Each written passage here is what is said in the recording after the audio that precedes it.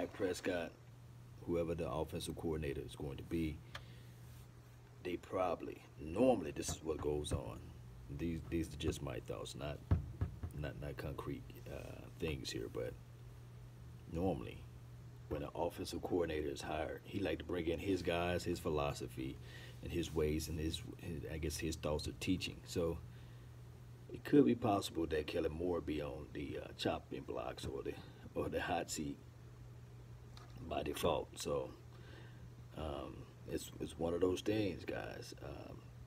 Next year will be a good test for Mike White and Cooper Rush to see what they've learned, what they developed through the years, and things like that.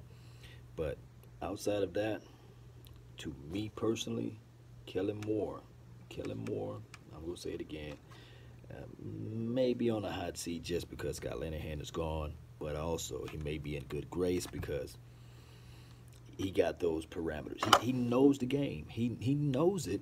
We know he can process it.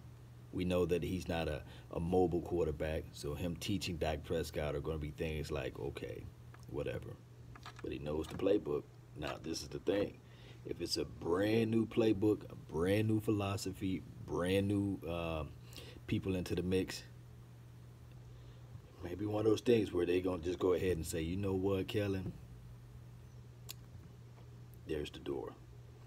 Now, this offensive coordinator is more of a threefold, meaning that the offensive coordinator that we're going to see is going to help, for one, Ezekiel Elliott. That's the main man. It's going to help Ezekiel Elliott. For two, it's going to help the quarterback. For three, it's going to help the wide receivers. I put the wide receivers and the tight end in the same bunch or the same group.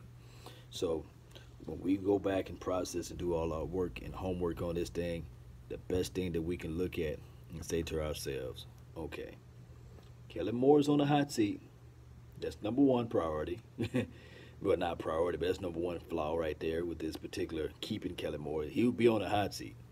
Number two, will the offensive coordinator be able to create space and help out the young Ezekiel Elliott? Would he be able to elevate Dak Prescott to know what his strengths and weaknesses are and exploit? I'm talking about exploitation, right? I'm using that word wrong. I'm sorry. Boy, it's a long day. To maximize his strength and minimize his weakness, basically. Roll them out, we won't have these talk tracks. We shouldn't have these same mundane, predictable plays out there. That's one thing I know for sure. And we should see a little bit more explosiveness between the wide receiver core and from the quarterback to the wide receiver core and Ezekiel Elliott winning. We should see those things. But let me know, comment down below of what you guys feeling. I really want to know your thoughts and your opinions on whether or not you think Kellen Moore is going to be able to stay, or the new offensive coordinator going to say, you know what, guy, I got my guys. Unfortunately, you're going to have to get the boot. Or Scott Linehan may go on another team. He may get picked up from another team, and then he may start saying, okay, I want Kellen Moore, or I want this guy, or I want that guy. It's a twofold situation as well with that. That's all the time I have for right now. I'll keep you guys informed of other updates and things like that. Hey, it's one of those things where I'm okay with it. I'm okay with the new offensive coordinator of not knowing who he may be.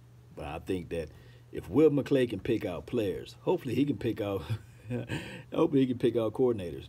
I don't know whose job would that be. Y'all let me know. Is that Stephen Jones' job? Is that Jerry Jones' job?